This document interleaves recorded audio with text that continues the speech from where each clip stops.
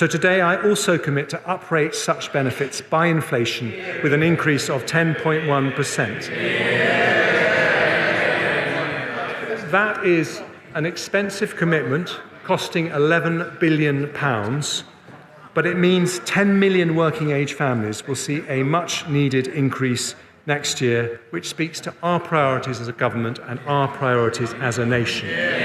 Well, let's make no mistake, Jeremy Hunt's offering as Chancellor is completely different to what Kwasi Kwarteng, his predecessor, had suggested. I mean, this is a huge tax rise for middle income and above earners, while at the same time being quite a big spend budget. And that will strike many people as slightly oxymoronic.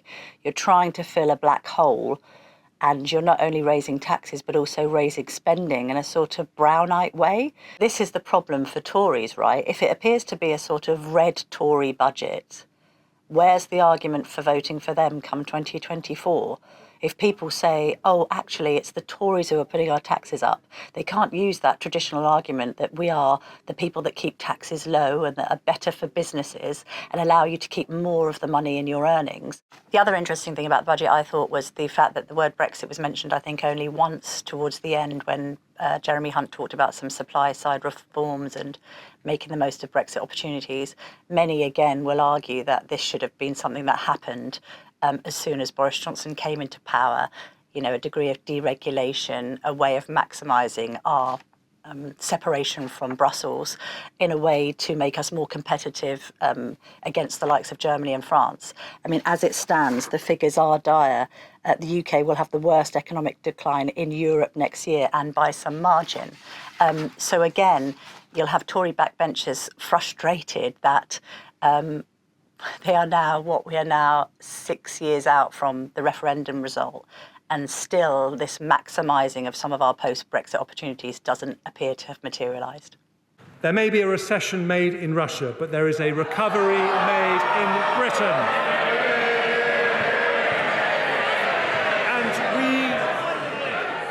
And we commit to our plan today with British resilience and British compassion.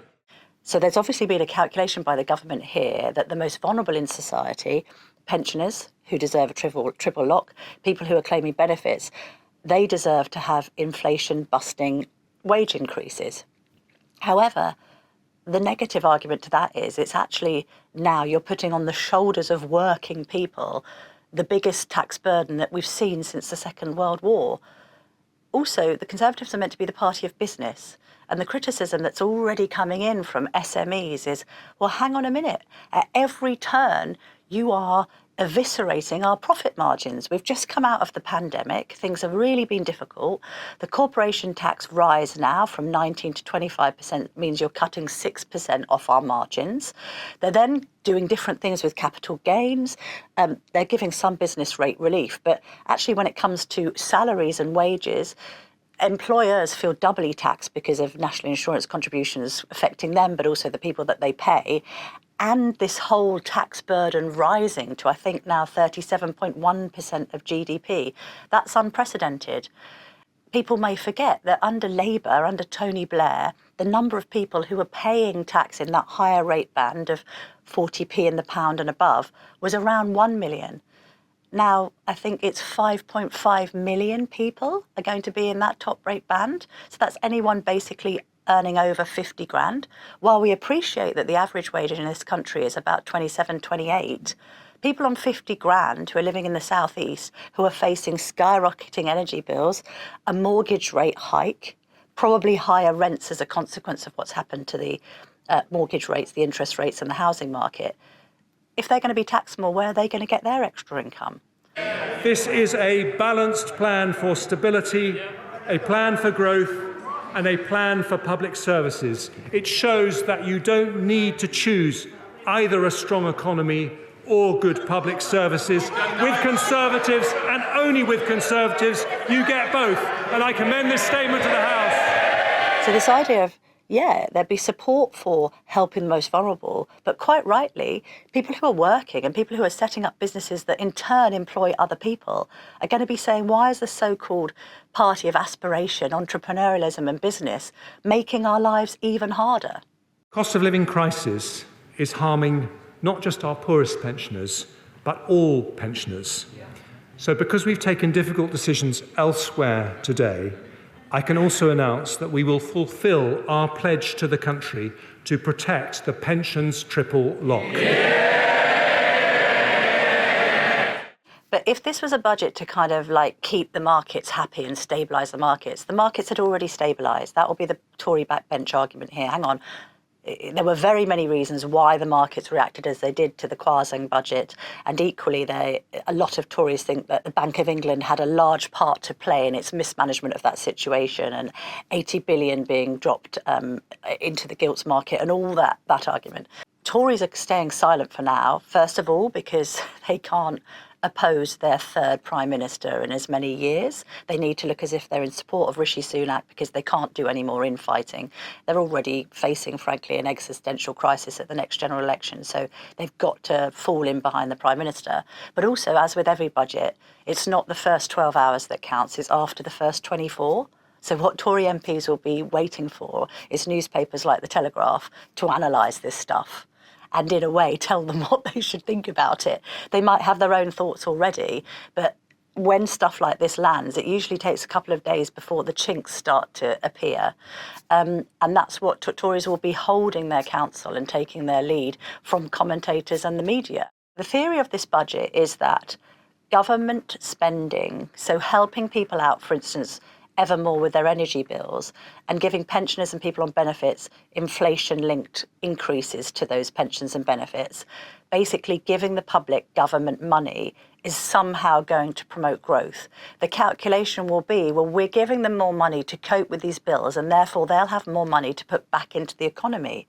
The counter-argument to that will be, no, what they'll be doing is giving that money to their energy companies or indeed to the banks because they're having to use it to cover an increase in their mortgage payments, an increase in their rents, and an increase in their electricity and gas bills.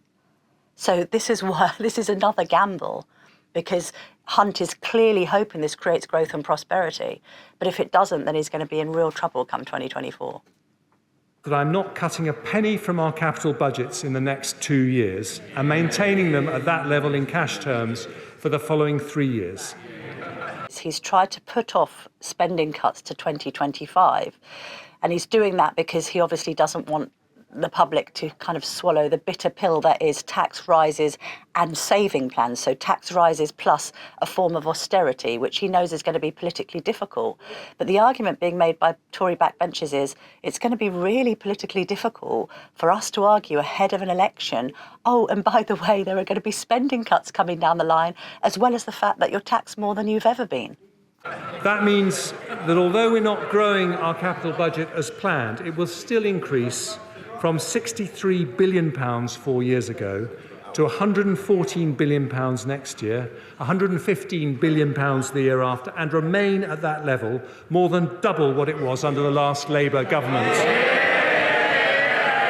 So the OBR forecast is talking about a drop in household incomes of 7%. I mean, at its worst, you're basically saying that the prosperity of the average UK household over the last 10 years is going to be completely wiped out. The graphs for the UK look grim in terms of our lack of growth compared to other European nations, and the fact that we are facing economically extremely harsh times. Because of difficult decisions taken elsewhere today, I will increase the NHS budget in each of the next 2 years by £3.3 billion. The other part of this budget that's going to cause consternation is yet more money for the NHS without calling for any reform. Lots of Tory MPs are saying, we keep on giving the NHS more and more money, and we are recruiting more doctors and nurses, and yet waiting times are getting longer. That's not something that we can sell to the electorate.